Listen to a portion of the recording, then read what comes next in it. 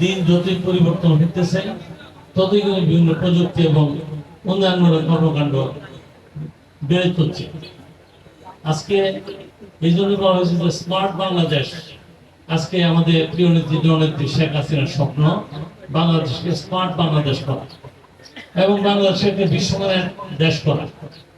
আজকে আমরা কিন্তু বিশ্বমানের দেশে পৌঁছতে পারি নাই। বিশ্বমানের দেশে পৌঁছার জন্য আমাদের আরো বেশ কিছু সুযোগ আছে, এগুলাকে আমাদের অতিক্রম করতে হবে। এই ক্ষেত্রে আজকে যে আমাদের অতীতে কিন্তু আমরা এই ধরনের অনুষ্ঠান খুব একটা করা হয় না।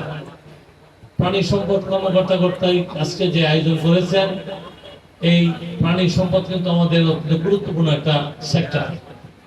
এই সেক্টরটাকে ছোট করে দেখার কোনো সুযোগ নাই। তবে এখন আমাদের প্রাণী আমরা যারা পালন করি, এদের যে আমরা মানুষের জীবন আছে, আমাদের একটা বাসস্থান থেকে শুরু করে খাবার থেকে শুরু করে সবকিছু নিয়ে আমাদের চিন্তা ভাবনা করতে হয়।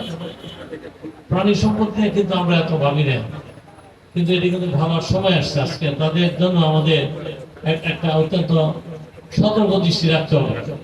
আজকে আমরা কথা কথা বলি যে একটা অপরিষ্কার জায়গা দেখি, পুরোতে একটা গোয়ালঘর করে আছে, অর্থাৎ গোয়ালঘর গরু যারা থাকে এটা একটা অপরিষ্কার জায়গা। এটি কিন্তু অপরিষ্কার জায়গা রাখার কোনো সুযোগ নাই। আমরা পশু সম্পদ অনেক মূল্যবান জিনিস, এটি জায়গা থাকবে, এটাকে একটা পরিষ্কার পরিচ্ছন্ন জায়গার দরকার, একটা সিকিউর জায়গা দরকার, একটা মূল্যবান সম্পদ। মূল্যবান সম্পদ অতীতে এগুলা বাড়ির বাহিরে খোলা জায়গা রাখতো, এখন কিন্তু এগুলা বিভিন্ন চুরি হয় বিধা ঘরে রাখা হয়। ঘরে রাখলে ঘরটা কিন্তু এত সিকিউর না, যা তা একটা ঘর কোনো রকমে একটা এই চাল দিয়া খুবই নোংরা পরিবেশে একটা গরু রাখা হয়। ধীরে ধীরে বাড়তেছে, এখন কিন্তু গরুর কদর বাড়তেছে এবং যারা পালন করে গরুর এখন ফ্যানের দরকার আছে, মানুষের জন্য গরমের ফ্যানের দরকার, গরুর কিন্তু আরো বেশি দরকার। এরপরে নিচে যে পাটাতন যেগুলো আছে সেগুলো তো মাটিয়ে থাকতে, এবং গরুর দেখা গেছে যে সবসময় তার দুটি পা কাদার মধ্যে ডুবে থাকে। এটা কিন্তু এই কারণে কিন্তু গরুর যে খুরা রোগ আরো অন্য রোগ কিন্তু খুব ভয়ঙ্কর আকার ধারণ করে। কিন্তু এগুলোকে যদি একটু যত্ন সহকারে পরিষ্কার পরিচ্ছন্ন রাখা যায়, তাহলে কিন্তু এইসব খুরা রোগ থেকে গরু মানে পাইতে পারে।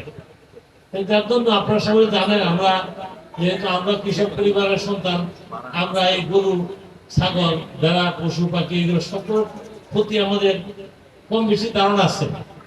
যদিও আমরা দীর্ঘদিন আমরা না করলেও আমরা অতীতে যেহেতু আমাদের অভিজ্ঞতা আছে, সেই জন্য আমরা এগুলা কিছু বুঝি। আমি মনে করি যে আপনারা এই ব্যাপারে আরো সতর্ক হতে হবে। গরু ছাগল একটা সিকিউর জায়গা রাখার জন্য যাতে চুরি না হয়, আপনারা যেখানে থাকবেন এখানে থেকে গরুকে আরো বেশি সিকিউর অবস্থা রাখতে হবে, পরিষ্কার পরিচ্ছন্ন রাখতে হবে। খাবার এখন আগে যেমন শুধু খেয়াল ভুসি বা ভুসি তো খাওয়াই নাই, এই ঘাসের মধ্যে সীমাবদ্ধ থাকতে, এখন কিন্তু অনেক দানাদার খাবার আসছে, ভালো ওষুধ আসছে, এবং গরুকে রেগুলার, ছাগলকে রেগুলার, আমাদের এই হাঁস মুরগি সবগুলোকে ডাক্তার দেখানো, তাদের পরামর্শ অনুযায়ী আমাদের চাষ করা, এইগুলোর ব্যাপারে কিন্তু সচেতন হতে হবে। প্রিয় ভাইরা, এগুলো আপনারা নিজেরা বুঝেন, আমাদের এই বক্তৃতা দেখা যায় আসবেন, আপনারা যারা এগুলা লালন পালন করেন আপনারা এগুলো ভালো বুঝেন, কিন্তু এগুলাকে একটু গুরুত্ব দিয়া যদি আমরা পালন করেন, লালন পালন করেন, চাষাবাদ করেন, এটা বিরাট একটা সম্পদ।